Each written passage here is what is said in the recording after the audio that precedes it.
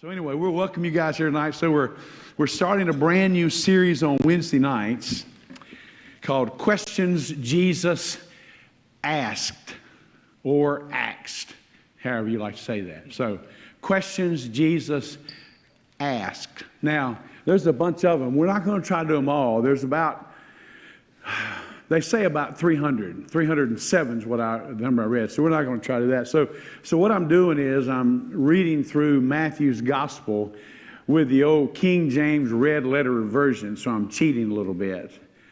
So I can just read the red letter stuff and see those questions. So far I have 7 weeks mapped out, and then that'll take us through April and May, and by then we'll go into June and July, so forth. So this will be our next assignment. So we're in Matthew chapter 6 tonight. That's the first place where Jesus asked questions. And the question for us is, and you know the answer, but the question is, in this, is Jesus trustworthy? And everybody in here would say what?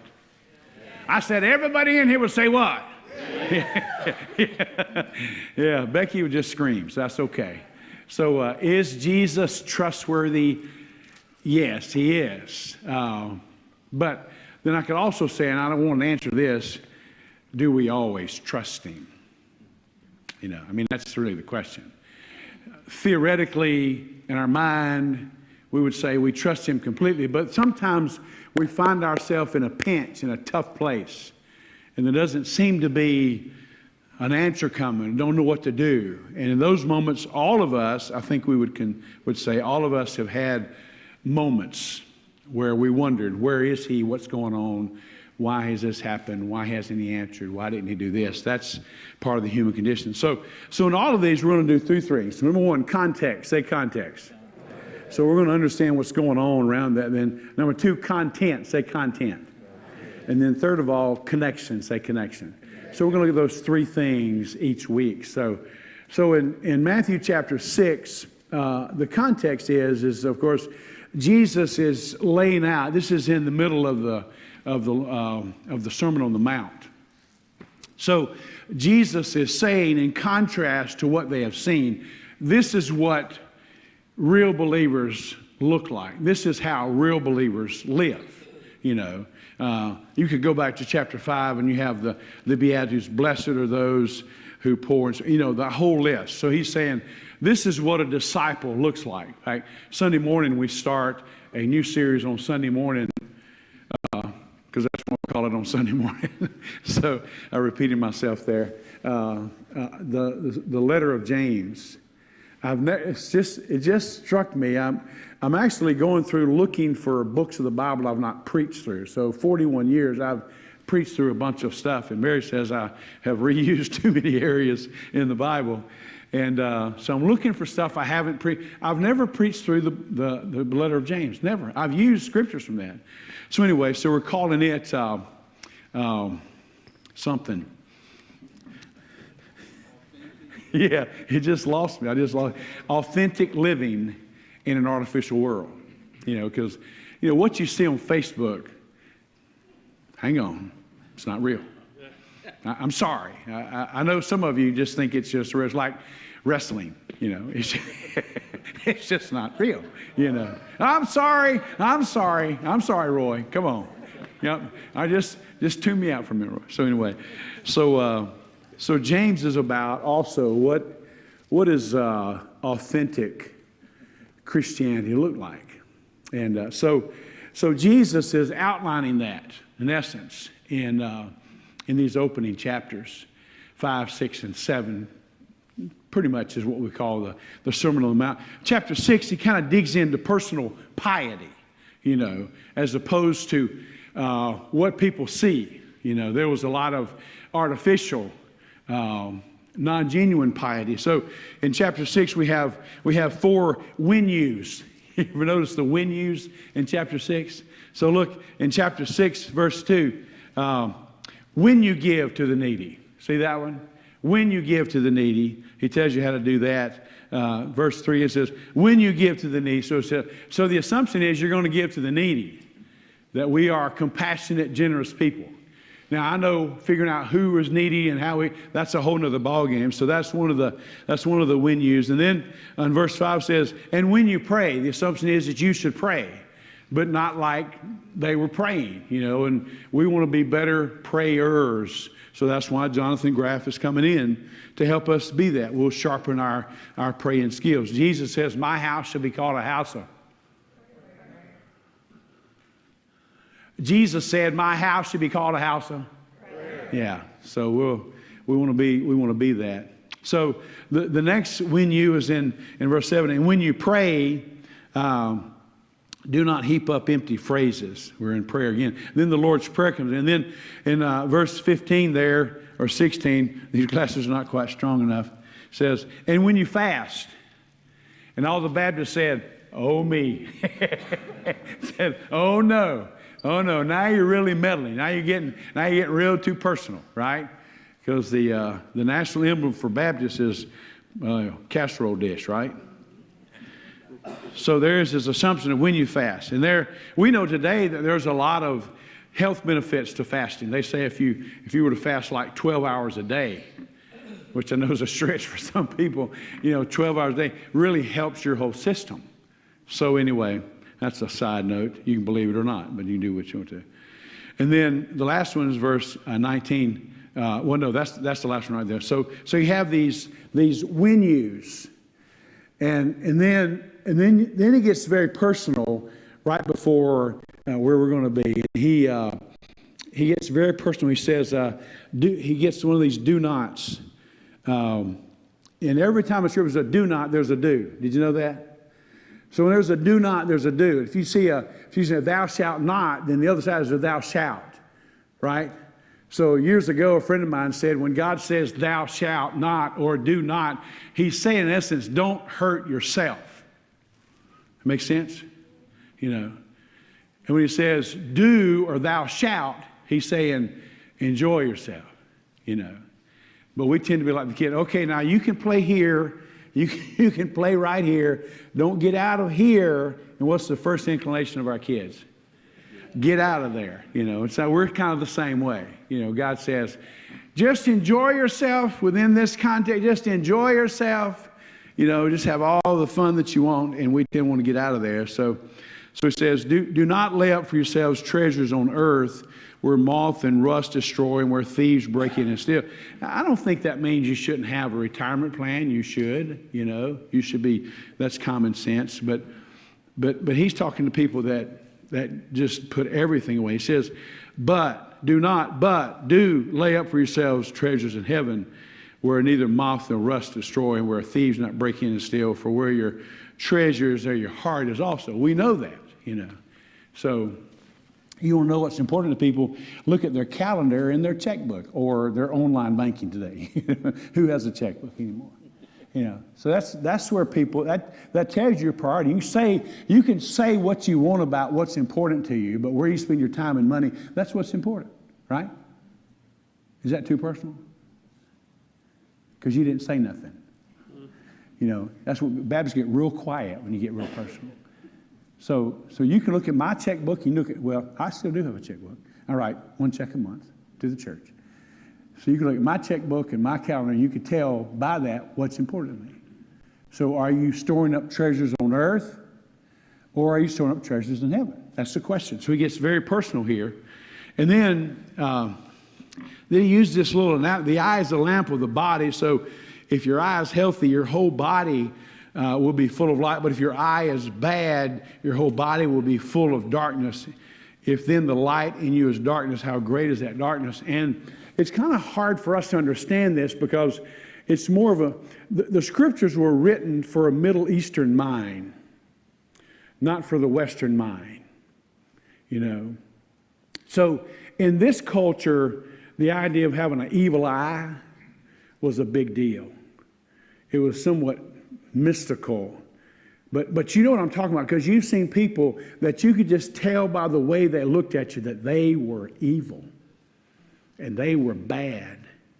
And you want nothing. And you've seen other people, you see them and you go, well, I don't know you, but you're just a good person. I can just tell by the look on your face, look in your eye. So he's saying in essence that That the good eye means you have a single vision, a clear vision, that your focus is on God. A bad eye means that you're trying to straddle the fence, and that's a bad place to be, because you're not going to be happy in either one of them. And then our content, that's context. So our content, we come to verse 25 there. And immediately we run across a command. Therefore I tell you, do not be anxious. That's a command. It's not a suggestion. So you can tell it's a command by the tone of it. Actually, if you could have just stopped right there and put an exclamation point. Do not be anxious, and start another sentence. So when you dig around into that word anxious, it means to be unduly concerned. Now, there are things that concern us, right? There are things that concern us, right? But that's different than being anxious about something. I mean, there are things that we have on our mind. And I caution people, and I caution myself, you need to be careful that you just don't think about things, because we need to be praying about things. You can think about things and not be praying about things. You can be thinking about things and think you're praying about things, but you're not praying about things. You're just thinking about things, and you're trying to figure out, what should I do? Well, if you don't want God's wisdom, that's fine. But as believers, what do we want? We want His wisdom. So it says, do not be. It also means do not meditate upon these things. But think about it. When you're anxious, when you have been anxious, and we all have, when you have been anxious about something, what's on your mind all the time? That. Whatever that is. You can define what that is. Health problem, financial problem, job issues, whatever that is. And you think about it, it just wears you out, doesn't it? It just exhausts you emotionally. So for our benefit, he says, do not be anxious. And then Jesus asked 5 questions, 4 of them in rapid fire succession. Look at verse 25. He says, look at the birds of the air. They neither sow nor reap nor gather into barns, and yet your heavenly Father feeds them. Are you not of more value than they? Well, actually, there was one above that. I missed that first one.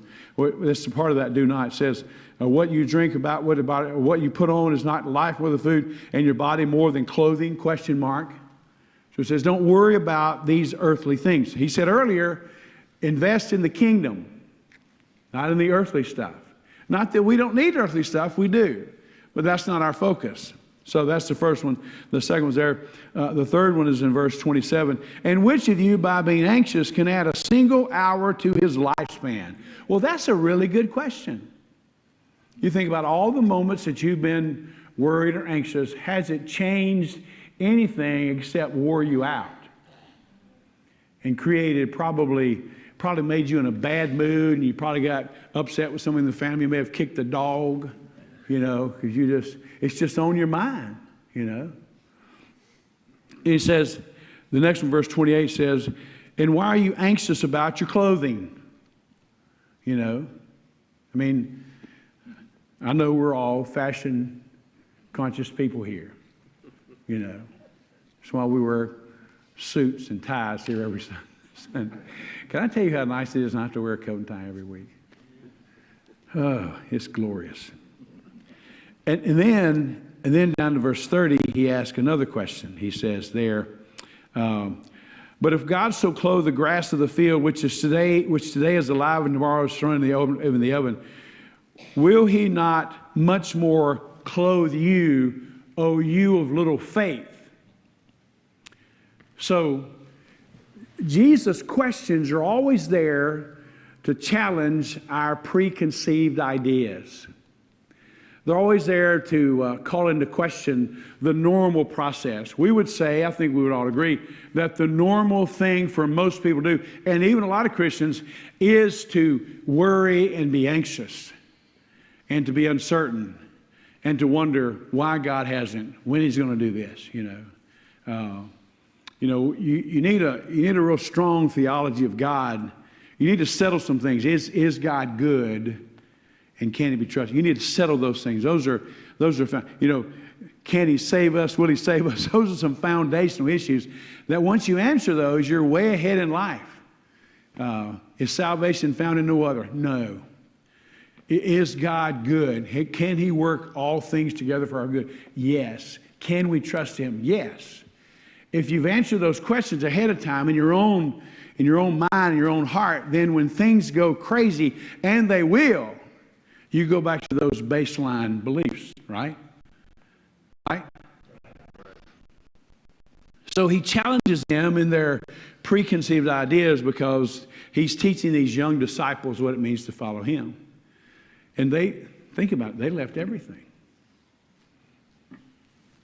They had no means of support. They had no job anymore, So we kind of, in a sense, we kind of minimize what happened to those guys. They left everything. Just pulled up stakes and followed, Kind of like the story of Abraham. Hey, Abraham, I want you to leave everything you've known, everything familiar to you, pack up your wife, bring old Lot. He ain't gonna be any good to you, but bring him anyway. And I'm gonna get in your wagon or on your donkey or in your caravan, and I'll just head this direction. I'll show you where to go. We're like, where's that fleece? I'm gonna put it out tonight. And if it's wet on the ground and dry on the fleece, and then the next night, well, Lord, if it's wet on the fleece, that's the way we would do it, wasn't it? And then we say, well, Lord, if you speak to me audibly tonight at 10:15 p.m. So they left it all. So He's teaching them and He's teaching us. He's challenging our preconceived ideas. So he says in verse 26, look around you. He says, look at the birds.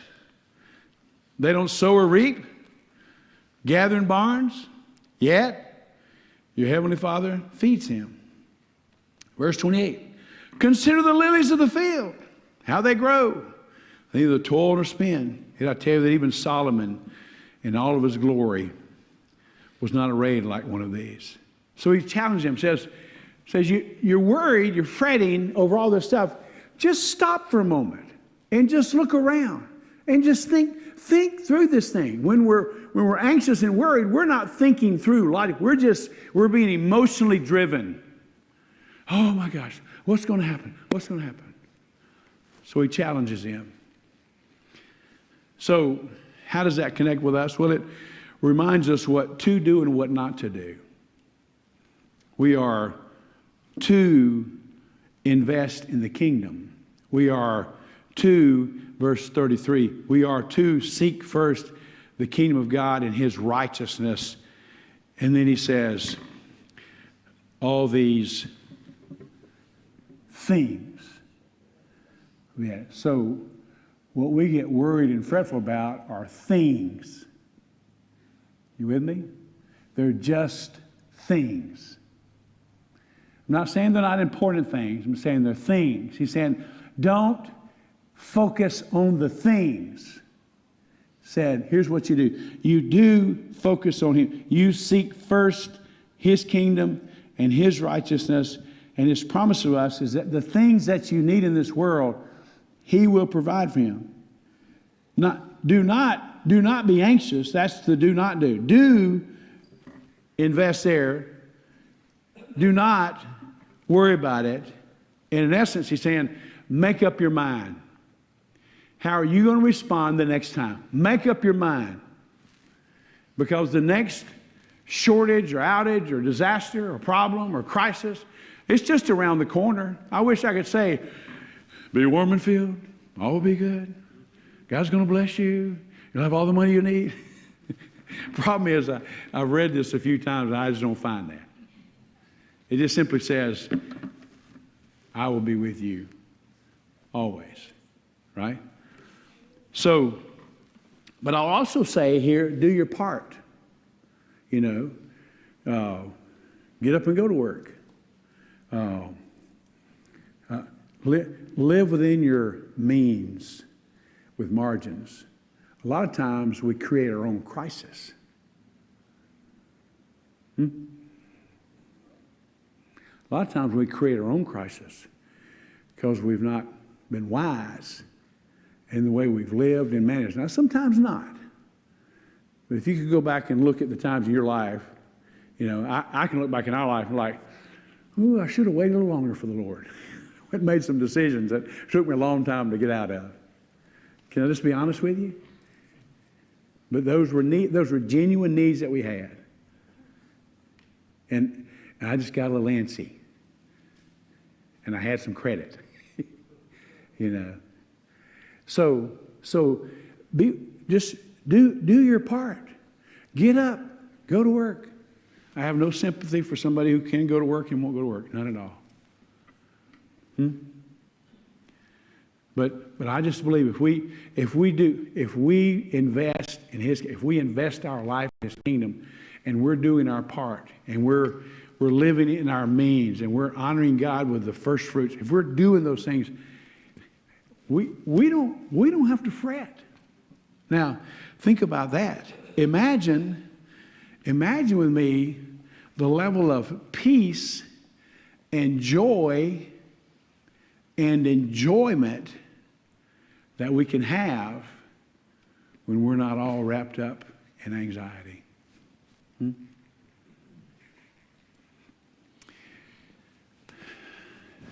Just like a breath of fresh air. Because He is good and He will take care of us. And if we're walking with Him as we should, we're not going to miss anything He's telling us to do.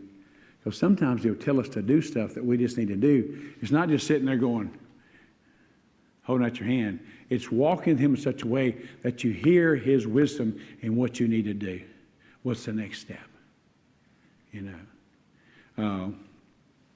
So before I went to New Roads, I was still bivocational, which means that the church didn't pay me enough to eat. So I had to get another job, which is okay. I was young. So I have my bachelor's degree is in secondary education. So I was substitute teaching. So for the second year that I was at New Hope Baptist Church, I had this job nailed down at Albany High School. And it was a special ed job every day. And I didn't care what it was. But as the man and with a young child with massive health issues, Mary couldn't do anything. So I had this nailed down. So like 3 days before school started, the principal calls me. No, I call him. I said, hey, we're still getting. No, I had to give that job to somebody else. Had I been able to crawl through the phone, you ever seen that commercial, that cartoon where the guy crawls through?